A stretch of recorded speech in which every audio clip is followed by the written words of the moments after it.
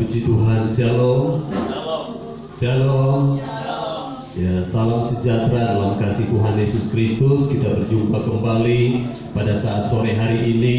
Semua oleh karena kasih-Nya, semua oleh karena kebaikan-Nya sepanjang minggu kita telah dibimbing, kita telah dituntun oleh Tuhan sehingga kita boleh ada sampai pada saat sore hari ini. Sebagaimana kita ada dengan tubuh yang sehat, dengan tubuh yang kuat, kita boleh dapat menaikkan pujian kita boleh menaikkan setiap penyembahan kita. Ketika pujian kita naikkan dengan hati yang sungguh-sungguh, maka saya percaya bahwa Tuhan melihat bukan karena kita bisa bernyanyi, tetapi Tuhan melihat hati kita, hati yang tertuju kepada Tuhan, hati yang terarah kepada Tuhan, yang memang benar-benar mau datang untuk menikmati hadirat Tuhan, menikmati kuasa Roh Kudus dalam setiap pribadi kita semua. Puji Tuhan.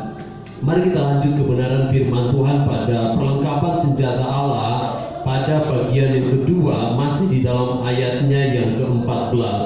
Kita akan kembali baca bersama-sama Efesus pasal 6 ayatnya yang ke-14 ini.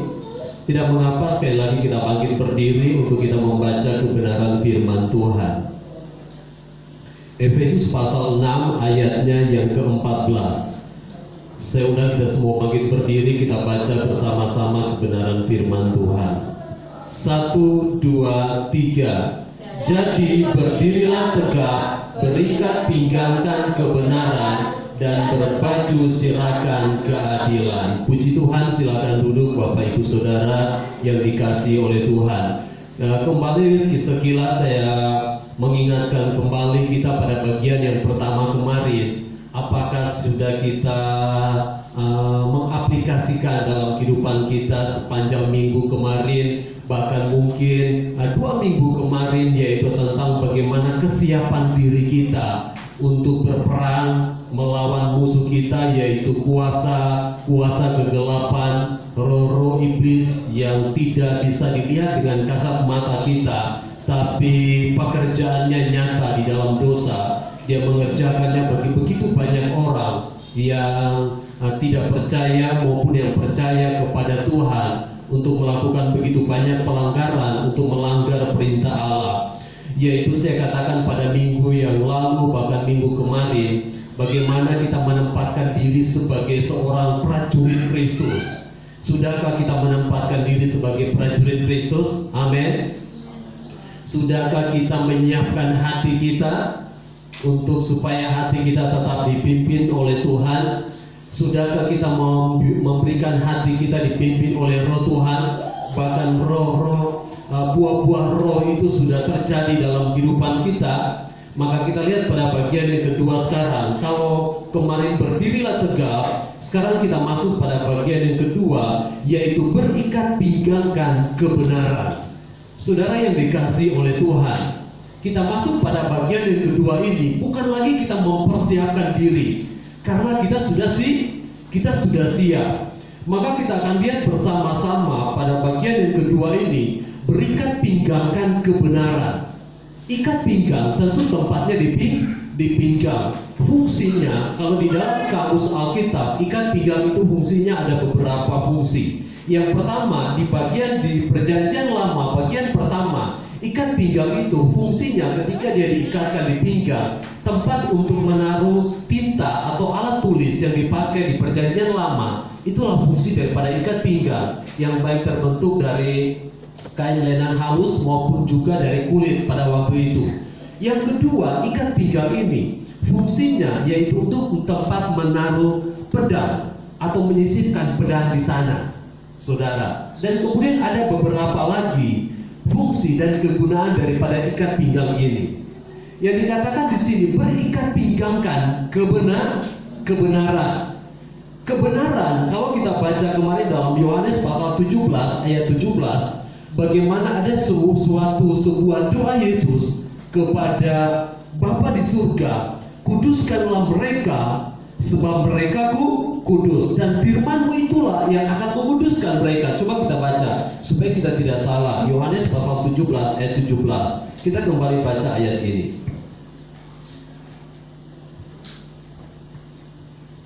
Yohanes pasal 17 ayatnya yang ke-17. Saya akan bacakan. Kuduskanlah mereka dalam kebenaran, firman-Mu adalah kebenaran. Bapak Ibu Saudara yang dikasihi oleh Tuhan, kalau kemarin ayat ini sudah sempat saya angkat, tetapi pada bagian yang kedua ini firman Tuhan berkata bahwa berikat pinggangkan kebenaran. Berarti dalam satu garis besar, kebenaran itu adalah firman Allah yang harus terikat di dalam kehidupan saya dan saudara, yang harus tinggal dalam kehidupan kita. Dan firman itu akan menguduskan seluruh kehidupan saya dan saudara. Sebab tanpa firman Allah tidak mungkin kita menjadi kudus, tidak mungkin kita menjadi layak di hadapan Allah. Kita adalah manusia berdosa. Kita adalah orang yang sudah jatuh dalam dosa dan tidak layak di hadapan Tuhan. Tetapi firman yang telah menjadi manusia itu, yang telah ada 2000 tahun yang lalu di muka bumi ini, memberikan satu jaminan kehidupan kekal bagi saya dan saudara, yaitu melalui pengorbanannya di atas kayu salib. Dia mengubah semuanya. Dia mengubah semua karakter, semua tabiat daripada dosa itu yang didatangkan oleh kuasa kegelapan. Dia mengubah semuanya. Dia membayar semuanya melalui pengorbanannya di atas kayu salib. Sehingga kita disebut layak kembali untuk memperoleh kehidupan kekal itu. Karena Dia telah menguduskan kita. Firman itu telah menguduskan kita. Sehingga doa Yesus di sini dia berkata, kuduskanlah mereka dalam kebenaran. Saudara, tidak ada yang dapat menguduskan kita. Suatu doa yang panjang tidak bisa. Satu pujian yang sampai berjam-jam tidak bisa, saudara. Atau mungkin doa dan puasa yang sampai beberapa hari tidak bisa. Yang mampu menguduskan kita adalah firman itu sendiri, atau Allah itu sendiri, melalui pribadinya Roh Kudus yang saat ini datang melengkapi seluruh kehidupan saya dan saudara, menjadikan kita pribadi yang kudus dan layak di hadapan Tuhan. Kalau kita lihat kemarin juga sempat saya angkat ayat ini, Mazmur pasal 1 ayat 1 sampai ayat yang ketiga. Bagaimana untuk supaya kita menjadi pribadi yang benar di hadapan Tuhan menurut seorang pemazmur. Kita lihat di sana ada 5 catatan, mulai dari ayat 1, ayat 2. Apa aja yang dikatakan oleh seorang pemazmur supaya kita menjadi benar dan kudus di dalam kebenaran firman Tuhan. Coba kita lihat Mazmur pasal 1. Mazmur pasal 1 ayat yang ke-1 dan ayatnya yang kedua. Bagaimana kebenaran itu akan menguduskan kehidupan saya dan saudara. Ayat pertama, berbahagialah orang yang tidak berjalan menurut nasihat orang fasik, yang tidak berdiri di jalan orang berdosa, dan yang tidak duduk dalam kumpulan pencemooh, tetapi yang kesukaannya ialah Taurat Tuhan, dan yang merenungkan Taurat itu siang dan malam. Ada 5 hal saya katakan di sini yang akan mengubah kehidupan kita yang telah ditebus oleh Tuhan melalui kematiannya di atas kayu salib, menjadikan kita kembali layak di hadapan Tuhan, menjadikan kita pribadi yang mendapatkan kasih karunia itu dan berhak untuk masuk ke dalam kerajaan surga. Firman Tuhan berkata di sini, yaitu bagian pertama, janganlah berjalan menurut nasihat orang fasik. Berikat pinggangkan kebenaran, berarti kita punya satu prinsip yang benar di hadapan Tuhan. Amin. Berikat pinggangkan kebenaran, firman yang melekat dalam kehidupan kita. Saya katakan kemarin bahwa pada bagian pertama, ketika Roh Tuhan itu ada dalam kehidupan kita, pada bagian 1.3, yaitu kita akan menghasilkan buah-buah roh dalam kehidupan kita, maka dengan otomatis karakter Allah itu ada dalam kehidupan saya dan saudara. Maka ketika kita berkata kita berikat pinggangkan kebenaran, pada bagian pertama pemazmur berkata, yaitu tidak lagi berjalan menurut nasihat orang fasik. Ini firman Tuhan yang sudah saya katakan sangat populer. disampaikan, bahkan di gereja-gereja, bahkan di mana-mana disampaikan firman Tuhan ini. Karena ayat ini berbicara tentang berkat pada bagian ayatnya yang ketiga, saudara. Tapi saya mengangkat ayat ini untuk kita hidup di dalam firman Tuhan, karena ayat yang kedua menunjuk kepada bagaimana kehidupan kita, orang yang berjalan menurut kehendak Allah, orang yang hidup di dalam firman itu, orang yang melekat kepada firman itu, maka dia bukan cuma diberkati, tapi dia mendapatkan kelayakan kekudusan daripada Tuhan. Saudara, orang tidak akan diberkati kalau dia tidak layak di hadapan Tuhan, dia tidak kudus di hadapan Tuhan. Sehingga kita lihat di sini firman Tuhan berkata, bagian yang pertama yaitu tidak atau jangan berjalan menurut nasihat orang fasik. Yang tidak berjalan menurut nasihat orang fasik. Saudara tahu apa itu orang fasik? Saudara tahu apa itu orang yang tidak baik, apa itu orang yang tidak benar? Nasihat, didikan, ataupun arahan, ataupun apapun namanya itu, yang membawa kehidupan kita, yang masuk ke dalam telinga kita, yang menunjuk bukan kepada kebenaran, jangan pernah kita kompromi. Jangan pernah kita berkata, oh iya nanti masih bisa bertobat, atau mungkin masih bisa berdoa dan memohon pengampunan daripada Tuhan. Tidak boleh, saudara. Karena ketika kita kompromi dengan dosa, maka buah daripada dosa itu adalah maut. Tidak ada, saudara, kompromi ketika orang berbuat dosa kemudian orang yang sudah diselamatkan, mereka berbuat dosa kemudian main-main lagi dengan dosa, kemudian mereka diampuni oleh Tuhan. Allah bukanlah Allah yang bisa dipermainkan, karena dia adalah Maha Kudus, dia Maha Suci, saudara. Dia tidak bisa dipermainkan. Sehingga kita lihat di sini bahwa yaitu orang yang tidak berjalan menurut nasihat orang fasik. Kita sama memahami, kita sama mengetahui bahwa pilihan atau sesuatu yang kita kerjakan atau yang kita lakukan, mana yang baik dan mana yang benar, itu semua kita bisa memahaminya secara pribadi. Karena kita diberikan hikmat, kita diberikan pengetahuan oleh Tuhan untuk mampu membedakan manakah yang baik dan mana yang tidak baik. Sehingga dikatakan bagian yang kedua, yaitu yang tidak berdiri di jalan orang berdosa. Kita sudah tahu itu salah, kita sudah tahu itu tidak baik. Jangan pernah kita ada di sana, saudara.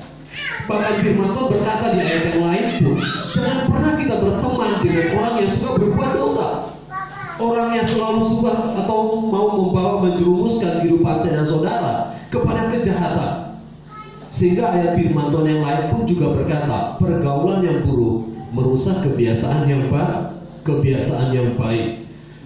Tidak berdiri di jalan orang berdosa. Yang ketiga, tidak duduk dalam kumpulan pencemooh. Saudara, tidak duduk dalam kumpulan pencemooh. Apa sih itu pencemooh? Mungkin sebatas pengetahuan kita, atau mungkin orang yang suka menjelekan orang yang suka mengata-ngatai orang dan lain-lain sebagainya. Pencemooh artinya adalah suatu sikap atau perbuatan yang tidak baik. Sehingga dikatakan bagian yang keempat, ayat 2, tetapi yang kesukaannya ialah Taurat Tuhan, yang menyukai. Kalau misalnya saudara membuat suatu mengisi biodata, biasanya ada hobi di sana. Misalnya hobi main bola, hobi membaca, hobi misalnya bermain game, atau hobi menggambar, hobi menulis dan lain-lain sebagainya. Firman Tuhan berkata, orang yang berbahagia adalah orang yang merenungkan atau yang kesukaannya ialah Taurat Tuhan, yang menyukai firman Allah, yang mencintai firman Allah itu. Sejauh mana kehidupan kita mencintai firman Allah itu? Orang yang buktinya dia mencintai firman Allah, dia pasti membaca firman Allah. Amin. Dia pasti membaca firman Allah. Entahkah sekarang saudara membaca lewat HP, saudara membaca langsung di Alkitab, saudara membaca melalui renungan-renungan harian yang seperti yang saya bagikan kemarin. Bahkan di mana-mana kita bisa membaca Alkitab, saudara. Karena HP kita bisa bawa dimanapun, bahkan kapanpun kita bisa membuka Alkitab. Tinggal tergantung kepada saya dan saudara, apakah kita mau membaca Alkitab itu atau tidak. Firman Tuhan berkata, yang kesukaannya adalah Taurat Tuhan. Sejauh mana kita menyukai Taurat Tuhan, saudara? Ketika kita mencintai, ketika kita mencintai Taurat itu, firman Tuhan berkata, Taurat Tuhan atau firman Allah itu adalah Allah itu sendiri.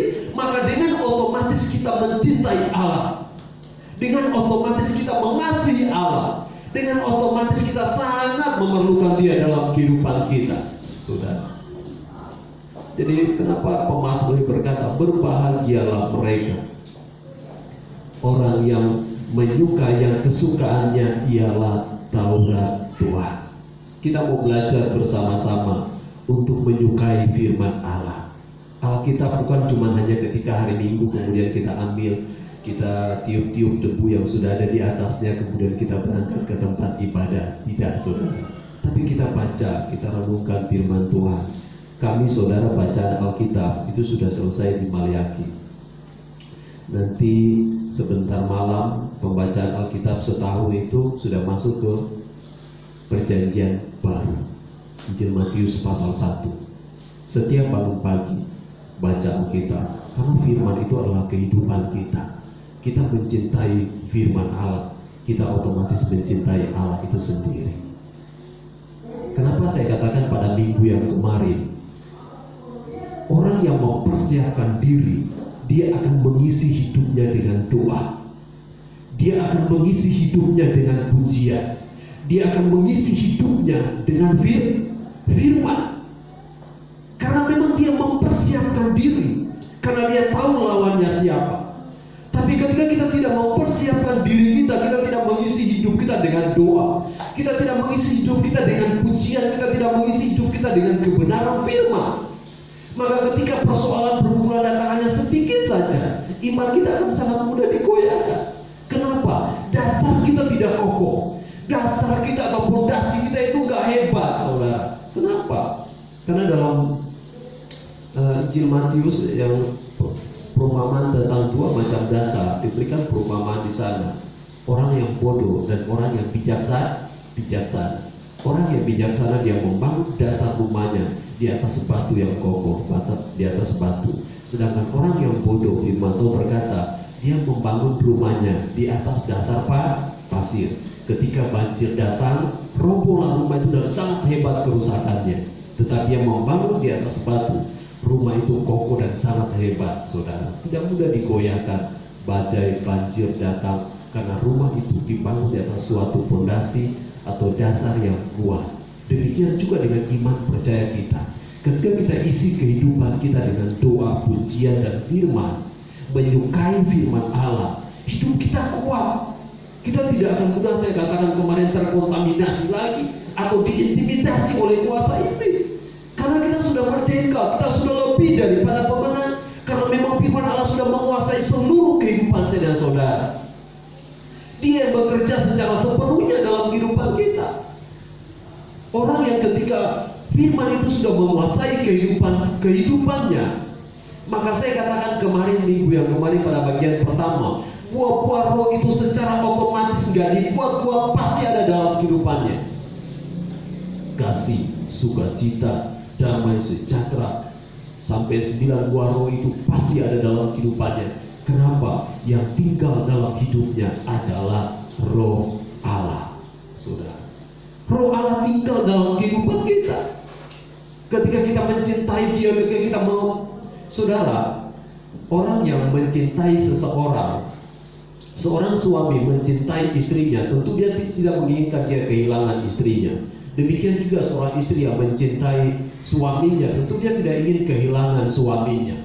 Demikian juga mungkin anak kepada orang tua kepada anak, seorang pacar kepada pasangannya, dan juga sebaliknya. Tentu dia tidak ingin kehilangan. Ketika kita sedang mencintai Tuhan, saudara, tentu kita pun juga tidak ingin kehilangan Dia dalam kehidupan kita. Karena kita benar-benar memahami Dialah sumber segala-galanya, penjamin kehidupan kita sepenuhnya selama kita ada di muka bumi ini. Jerih payah kita tidak akan menambahkan sehasta pun dari apa yang kita punya, yang kita miliki. Karena semua yang di bawah muka bumi ini sifatnya fana, tidak ada yang kekal. Tetapi ketika kita memiliki Allah dalam kehidupan kita, kita mencintai Dia, kita mencintai Dia lebih daripada apapun yang ada dalam dunia ini, itu yang akan menjamin kehidupan kita memperoleh kehidupan kekal untuk selama-lamanya. Ini yang disebut dengan berikat pinggang dan kebenaran. Firman itu menguasai seluruh kehidupan saya dan saudara, sehingga kita bukan cuma dibilang sama orang si A benar, si C benar, tetapi di pemandangan Allah kita pun juga benar. Amin. Kita pun juga benar di pemandangan Allah. Bagian yang kedua dikatakan di sini, tetapi yang kesukaannya ialah Taurat Tuhan, dan yang merenungkan Taurat itu siang dan malam. Maafkan bagian yang kedua, bagian yang kelima. Orang yang suka merenungkan Taurat itu siang dan malam, dalam pengertiannya setiap waktu 24 jam dia selalu suka merenungkan firman itu. Dimanapun dia pergi, dia berada, dia ingat, oh ya firman Tuhan pada minggu kemarin ini, oh ya firman Tuhan yang saya baca tadi pagi ini, oh ya renungan yang saya baca tadi ini akan bawa saya, bimbing saya untuk saya tetap berjalan. Jangan sampai saudara, firman itu tidak ada dalam hati kita, firman itu tidak ada dalam pikiran kita. Nanti ketika kita datang ibadah hari Minggu, baru kita cuma dengar saja, kemudian setelah itu kita pulang ke rumah, blank lagi, kita lupa lagi saudara. Jangankan kata-katanya, jangankan ayatnya, kata-katanya saja mungkin kita bisa lupa saudara. Sehingga itu fungsinya, itu gunanya kita merenungkan firman itu. Kita merenungkan firman Allah.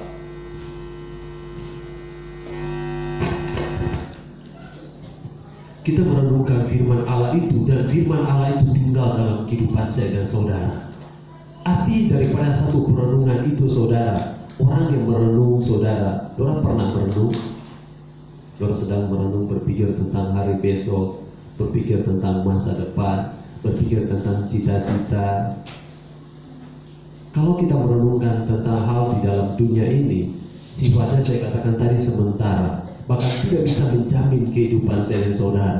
Tapi ketika kita merenungkan firman, dia menjamin seluruh kehidupan kita. Firman ini adalah firman Allah yang tidak pernah ketinggalan. Dari Kejadian sampai Kitab Wahyu menceritakan semua peristiwa yang ada di dalam dunia ini, yang sudah terjadi maupun yang belum terjadi, sudah dituliskan semua di sini. Jadi kalau kita renungkan, kita akan menjadi pribadi yang pertama, kita menjadi pribadi yang teguh, kita menjadi pribadi yang kuat, yang tidak mudah menyerah, yang tidak mudah putus asa. Saya kemarin saudara buka di HP, ada berita apa namanya itu di HP, biasanya suka keluar sendiri di atas layar HP itu. Google suka memberitahukan ada di, nggak tahu di daerah Bekasi atau Jakarta, seorang istri polisi bunuh diri. Sebelum dia bunuh diri, dia tulis sebuah surat, tolong jaga baik-baik kedua anak kita. Dia tulis di situ, maafkan saya kalau saya belum bisa melakukan apa, kali dia bilang melakukan yang terbaik. Sebelum dia gantung diri di pintu kamar rumahnya, dia telepon suaminya, minta izin dan kasih tahu kalau dia mau bunuh diri.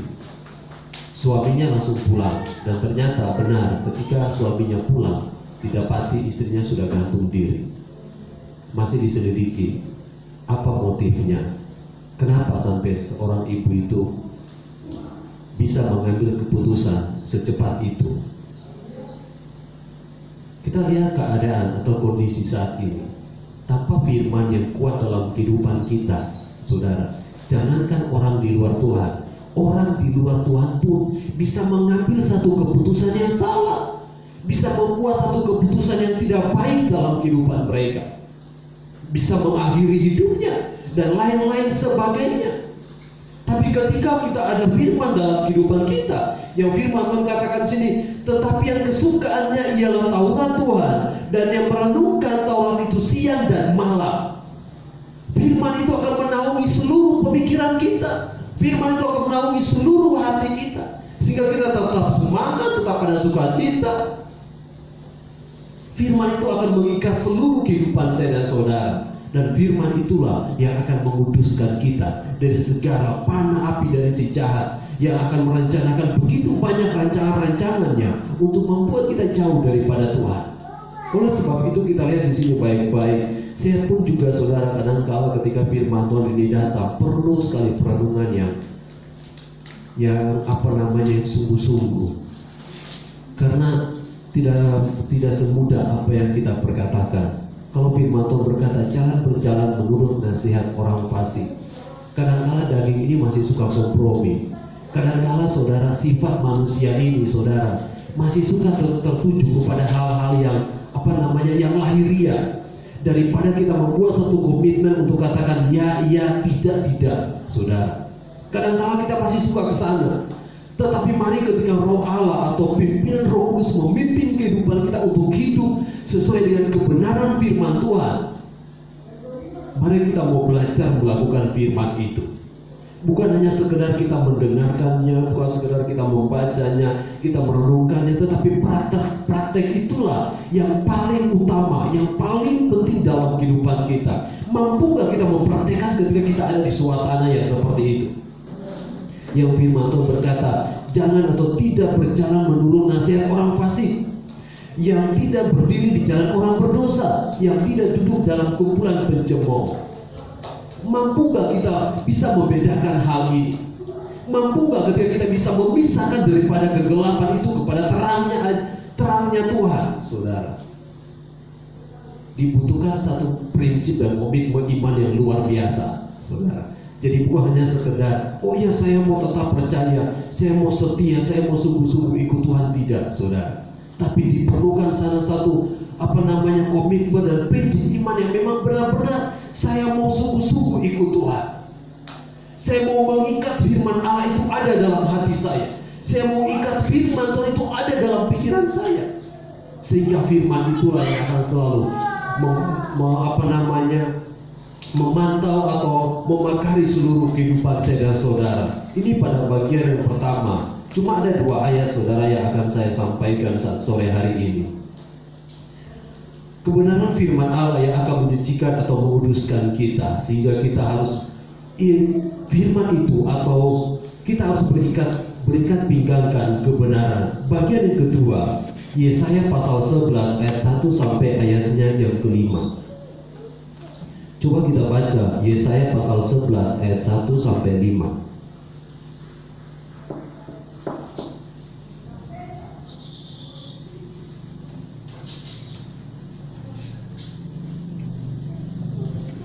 Yesaya pasal 11 ayat yang pertama sampai ayatnya yang kelima. Saya minta kita sama-sama baca ayat firman Tuhan ini. Yesaya pasal 11 ayat 1 sampai ayatnya yang kelima. Kita baca dari perikopnya.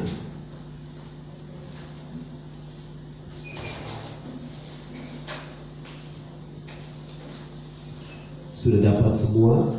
Yesaya pasal 11 ayat 1 sampai ayatnya yang kelima. Kita baca pada hitungan yang ketiga, kita baca dari perikopnya. 1, 2, 3.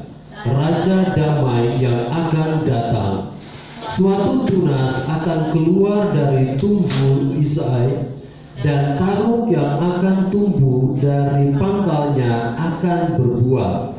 Roh Tuhan akan ada padanya, roh hikmat dan pengertian, roh nasihat dan keperkasaan, roh pengenalan dan takut akan Tuhan. Ia kesenangannya ialah takut akan Tuhan. Ia tidak akan menghakimi dengan sekilas pandang saja, atau menjatuhkan keputusan menurut kata orang. Tetapi ia akan menghakimi orang-orang lemah dengan keadilan, dan akan menjatuhkan keputusan terhadap orang-orang yang tertindas di negeri dengan kejujuran. Ia akan menghajar bumi dengan perkataannya seperti dengan tongkat, dan dengan nafas mulutnya ia akan membunuh orang fasik. ia tidak akan menyimpang dari kebenaran dan kesetiaan, seperti ikat pinggang tetap terikat pada pinggangnya. Berikat pinggangkan kebenaran, melukiskan kesetiaan dan kebenaran Kristus yang harus kita miliki dalam kehidupan saya dan saudara. Apa yang dikatakan oleh Yesaya di sini, nubuatan tentang pribadi Yesus.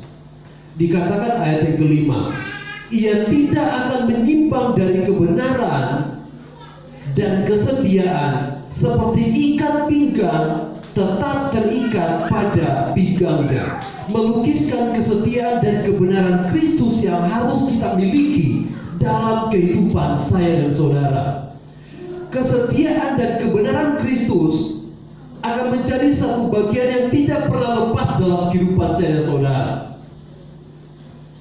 Kalau berikat pinggangkan kebenaran, dan kebenaran itu adalah pribadi Allah itu sendiri, dan di sini ikat pinggang ini melukiskan pribadi Allah atau pribadi Yesus yang harus ada melekat dalam kehidupan kita, maka bagian yang pertama dikatakan di sini, Roh Tuhan ada padanya.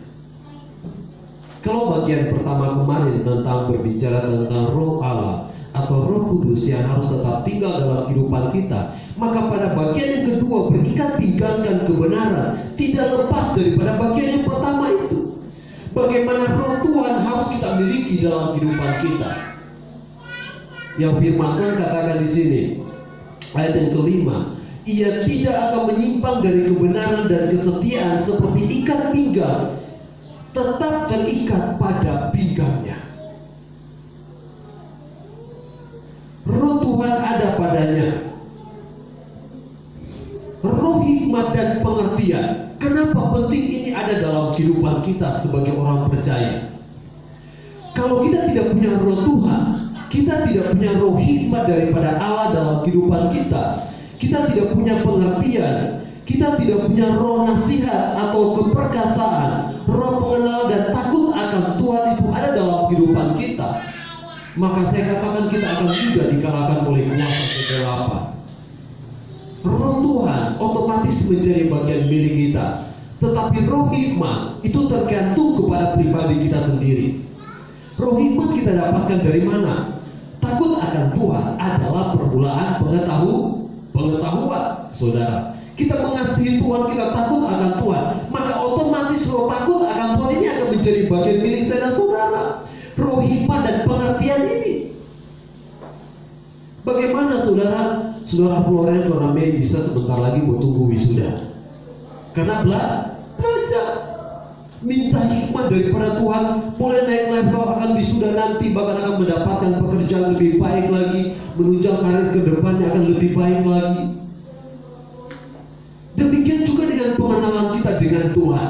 Ketika kita minta Allah Roh Kudus pimpin kehidupan kita, dikaruniakan roh pengertian, dikaruniakan roh hikmat bagi kita, kita bisa mendalami kebenaran firman Allah, kita bisa memahami kebenaran firman Allah, dan firman Allah itu akan selalu melekat dalam kehidupan kita. Penting sekali, perlu sekali firman Allah ini ada dalam kehidupan saya dan saudara. Roh Tuhan ada padanya, roh hikmat dan pengertian. Kita tidak bisa dapatkan, saudara, ketika kita minta nenek, kakek atau siapapun untuk menasehati kita, orang yang lebih tua, saudara. Kita akan mendapatkan roh hikmat dan pengertian ini ketika kita ada di dalam Tuhan. Jadi jangan pernah mengandalkan hikmat kita, kekuatan kita, kepintaran kita. Andalkanlah Tuhan dalam segala macam hal. Karena hikmat kita itu terbatas, saudara, sangat terbatas. Tapi ketika kita andalkan Tuhan dalam kehidupan kita, maka saya percaya rancangan hari depan Tuhan yang seperti dikatakan bagian pertama tadi, Mazmur pasal pertama ayat yang ketiga itu, ketika kita menyukai Taurat Tuhan, kita merenungkannya, tidak berjalan berdasarkan orang fasik, tidak berdiri di jalan orang berdosa, tidak duduk dalam kumpulan pencemooh, kita akan seperti pohon yang berdiri tegak, yang selalu menghasilkan buah pada musimnya, daunnya tidak pernah layu. Dan itulah gambaran kehidupan saya dan saudara, dilukiskan oleh kebenaran firman Tuhan, bahwa itulah kita, orang yang hidup dipimpin oleh roh Tuhan, saudara, penuh dengan roh hikmat, dengan roh pengertian, roh nasihat dan keperkasaan, saudara. ada dalam kehidupan kita. Kita mampu memimpin orang lain, kita mampu menasehati orang lain. Kenapa? Karena kebenaran firman Allah itu ada dalam kehidupan kita. Firman itu melekat dalam kehidupan kita, sehingga ketika kita memperkatakan, ayo nggak boleh berbuat begitu, nggak boleh begini, nggak boleh begini. Karena memang roh nasihat itu ada dalam kehidupan saya dan saudara. Kita memilikinya dalam kehidupan kita. Apalagi kita sebagai orang tua kepada anak, memberikan satu didikan, memberikan satu nasihat, memberikan pengertian dan lain-lain sebagainya. Bagaimana supaya mereka bisa menjadi orang yang baik, orang yang sukses, maka dimulai juga dari kita. Saudara, saya pun juga merasakannya. Oh iya, ternyata menjadi seorang ayah, seorang suami yang baik, seorang ayah yang baik untuk membawa anak-anak menjadi anak-anak yang takut akan Tuhan, itu ternyata proses, butuh perjuangan, butuh pergumulan yang hebat, saudara. Bukan hanya sebatas didoakan untuk anak-anak, tapi dinasehati, dididik. Kalau roh Tuhan tidak ada dalam kehidupan kita, kita tidak berikat pinggangkan kebenaran ini dalam kehidupan kita, maka saudara, setiap nasihat didikan kita itu akan kembali kepada kita. Seperti ada seorang anak berkata ketika papanya suruh, ayo kamu sana pergi ibadah, dia balas ngomong sama papanya, papanya nggak pernah ibadah. Nah, saudara, kita nggak bisa ngomong apa-apa, kita nggak bisa tegas sama anak untuk mengajar mereka untuk tentang takut akan Tuhan, karena kita pun juga tidak melakukan hal itu. Sehingga firman Tuhan membimbing kita, menuntut kehidupan kita. Biarlah kita yang terlebih dahulu memiliki roh itu ada dalam kehidupan saya dan saudara. Ayatnya yang ketiga, yang kesenangannya ialah takut akan Tuhan. Ia tidak akan menghakimi dengan sekilas pandang saja, atau menjatuhkan keputusan menurut kata orang. Yang berikutnya, kebenaran melukiskan kesetiaan dan kebenaran Kristus yang harus kita miliki dalam kehidupan kita, bahwa roh pengenalan dan takut akan Tuhan, yang kesenangannya ialah takut akan Tuhan itu sendiri, harus ada dalam kehidupan kita. Mengenal Dia secara pribadi. Sejauh mana pengenalan kita dengan Tuhan? Sejauh mana roh takut akan Tuhan yang kita miliki dalam kehidupan kita? Kalau kita masih suka menghujat, kita masih membenci, kita masih suka menaruh dendam, menaruh iri kepada orang lain, maka saya katakan bahwa pengenalan akan Tuhan yang kita miliki tidak sempurna. Pengenalan akan Tuhan yang kita miliki dalam kehidupan kita adalah sia-sia. Kenapa? Kita masih menghakimi, kita masih menghujat, kita masih menaruh roh iri hati, kita masih dendam, kita masih punya segala akar kepahitan ada dalam kehidupan kita. Roh Allah tidak bisa menguasai kehidupan kita, sehingga kita perlu merendahkan diri, berdoa dan berserah kepada Tuhan, supaya Tuhan yang memimpin kehidupan saya dan saudara. Ayatnya yang keempat, tetapi Ia yang menghakimi orang-orang lemah dengan keadilan dan akan menjatuhkan keputusan terhadap orang-orang yang tertindas di negeri dengan kejujuran. Tetapi Ia akan menghakimi orang-orang lemah dengan keadilan. Kebenaran adalah firman Allah yang ada dalam kehidupan kita, dan roh itu ada dalam kehidupan kita. Kita pun juga memiliki, di sini dikatakan dilukiskan sebagai pribadi Kristus yang harus ada dalam kehidupan saya dan saudara. Berikat pinggangkan, terikat dalam kehidupan kita. Roh penghakiman adalah menghakimi, bukan bagian kita, bukan milik kita. Penghakiman adalah milik Tuhan, saudara. Oh, si A salah, si A benar, si C yang salah, si B yang benar. Tetapi kita menempatkan diri kita sebagai orang yang dipimpin oleh roh Tuhan, yang bukan menurut cara pandangnya kita sendiri, tapi menurut cara pandang Tuhan ada dalam kehidupan kita. Sehingga firman Tuhan berkata kita harus berikan pinggangkan kebenaran ini, saudara, dalam kehidupan saya dan saudara. Tidak mudah menyalahkan orang lain ketika terjadi satu persoalan, ketika terjadi satu pergumulan, baik di dalam pekerjaan, di dalam keluarga. Tidak menuduh, oh kamu yang salah, si A yang salah, atau si B yang salah. Tetapi secara kekeluargaan bisa menyelesaikan persoalannya. baik di dalam keluarga, suami istri dengan anak-anak, bahkan orang tua, anak-anak kepada orang tua, diselesaikan dengan baik. Tidak ada penghakiman saling menuduh di sana. Kenapa? Karena dasar kita adalah kebenaran firman Tuhan. Firman Tuhan sudah berakar, firman Tuhan sudah mengikat seluruh kehidupan kita. Firman Tuhan akan membimbing, firman Tuhan akan menuntun kehidupan kita. Sehingga dikatakan ayat yang kelima, tidak ada penyimpangan. Saya bacakan ayat yang kelima, ia tidak akan menyimpang dari kebenaran dan kesetiaan. Saudara, ia tidak akan menyimpang dari kebenaran. Karena firman itu adalah kebenaran itu sendiri. Ketika firman itu ada dalam kehidupan kita, kita tidak akan pernah menyimpang lagi daripada kebenaran itu. Karena kebenaran itulah yang akan menuntun kehidupan kita. Pemazmur berkata, firman itu adalah pelita bagi kakiku dan terangnya bagi jalanku. Firman itu akan menerangi seluruh kehidupan saya dan saudara. Firman itu akan menerangi setiap jalan-jalan kita, akan menerangi segala di mana kita pergi. Sehingga Daud berkata, sekalipun aku berjalan dalam lembah kekelaman, karena firman itu ada dalam kehidupan kita, kita tidak akan pernah takut, kita tidak akan pernah khawatir, kita tidak akan pernah cemas, saudara. Kenapa? Karena kita percaya kita punya Allah yang hebat. Kita percaya kita punya Tuhan yang luar biasa yang akan menuntun kehidupan kita. Tidak akan pernah menyimpang daripada kebenaran. Diperlukan, saya katakan tadi, prinsip iman yang sungguh-sungguh di sana. Kita tahu bisa membedakan mana yang benar, mana yang tidak benar, mana yang salah dan mana yang benar. Seperti ikat pinggang tetap terikat pada pinggang.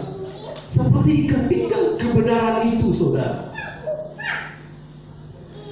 Kebenaran itu terikat dalam kehidupan kita. Dan kesetiaan ada dalam kehidupan saya dan saudara. Jadi dua ayat ini, saudara, saya sampaikan pada saat sore hari ini tentang berikat pinggang dan kebenaran. Yang pertama, yaitu kebenaran itu adalah firman yang menguduskan kehidupan saya dan saudara. Dengan catatan tentang kelima hal tadi, yaitu yang pertama, jangan berjalan menurut nasihat orang fasik, jangan berdiri di jalan orang berdosa, tidak duduk dalam kumpulan pencemooh, yang kesukaannya ialah Taurat Tuhan, dan yang suka merenungkan firman Tuhan itu atau Taurat itu dimanapun kita pergi dan berada. Yang kedua, orang yang berikat pinggangkan kebenaran adalah kebenaran itu adalah firman Allah yang melukiskan kesetiaan dan kebenaran Kristus yang harus saya dan saudara miliki, yang harus terikat dalam kehidupan kita, yaitu adanya roh Tuhan dalam pribadi kita, roh hikmat dan pengertian yang harus kita miliki dalam kehidupan kita, roh nasihat dan keperkasaan, roh pengenalan yang benar dan takut akan Tuhan harus kita miliki dalam kehidupan saya dan saudara. Yang terakhir itu tidak menyimpang dari kebenaran dan kesetiaan Allah yang ada di dalam pribadi kita semua. Saya beri kesimpulan yang terakhir sebelum kita tutup kebenaran firman Tuhan. Yang pertama, mari kita buka hati kita untuk firman Allah. Karena tanpa kita membuka hati kita, saudara, seperti bagian pertama kemarin, kita tidak mempersiapkan hidup kita.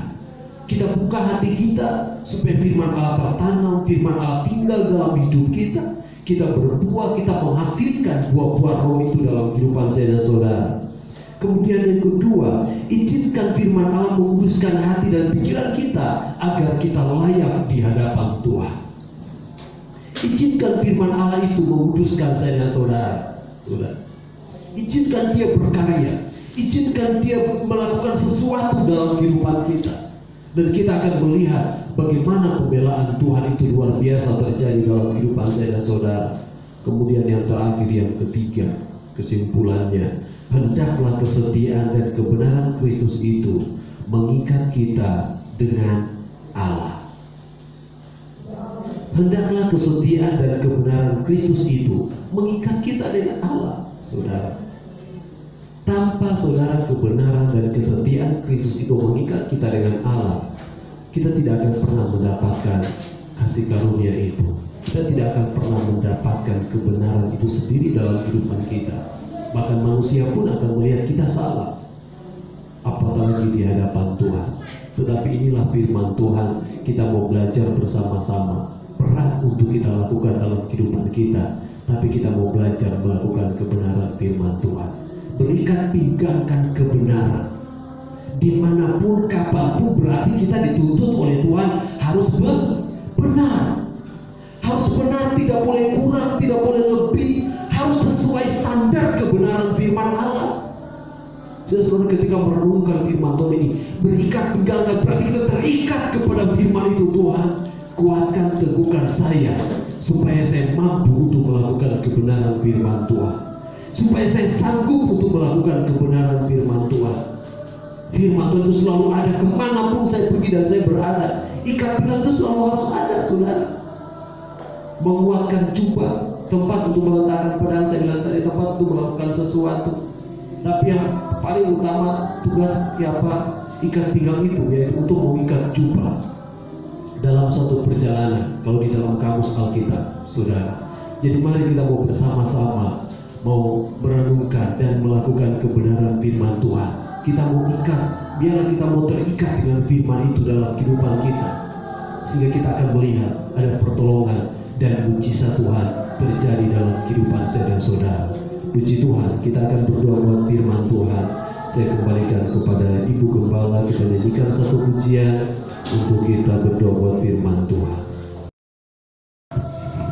Puji Tuhan, kita sudah mendengarkan kebenaran firman Tuhan yang selalu memberkati kita sore hari ini. Dan kita membuka hati untuk kebenaran firman Tuhan, memproses setiap kehidupan kita, menguduskan kita agar kita layak berkenan di hadapan Tuhan. Puji Tuhan, sebelum kita bangkit berdiri, kita akan berdoa untuk kebenaran firman Tuhan yang kita sudah dengarkan sore hari ini. Biar firman itu boleh tertanam, bertumbuh, bahkan berbuah dalam setiap kehidupan kita. Biar kuasa Roh Kudus yang lebih jauh mengerjakan dalam setiap pribadi kita.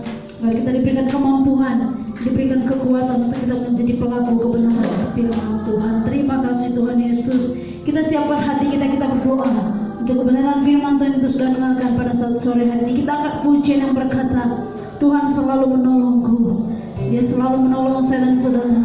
Dia tidak pernah meninggalkan kita dalam setiap kelemahan, dalam setiap persoalan hidup, dalam setiap keterbatasan kita. Dia Allah yang setia, tidak pernah memandang hina setiap keberadaan umat-umatnya setia kepada Tuhan. Terima kasih Tuhan Yesus, walaupun musim akan selalu berganti, berlalu, tapi kasih dan pertolongan Tuhan tetap nyata dalam setiap kehidupan kami. Kami yang tetap setia kepada Tuhan, kami yang tetap setia mengasihi Engkau dengan sungguh-sungguh dalam setiap kehidupan kami. Haleluya. Amin. Musuh akan selalu berdiri.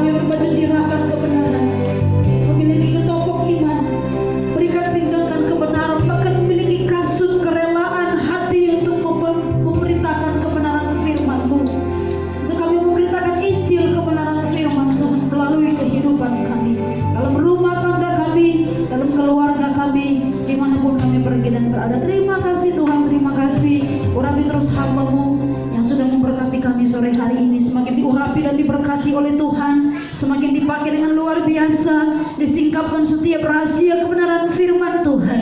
Gak kemanapun hamba pergi dan berada, di sana ada sukacita, ada mukjizat, ada kemuliaan Tuhan dinyatakan. Terima kasih Tuhan, terima kasih, kami bersyukur, kami bersukacita buat kebenaran firman-Mu. Kami bersyukur dan kami alaskan doa syukur kami dalam nama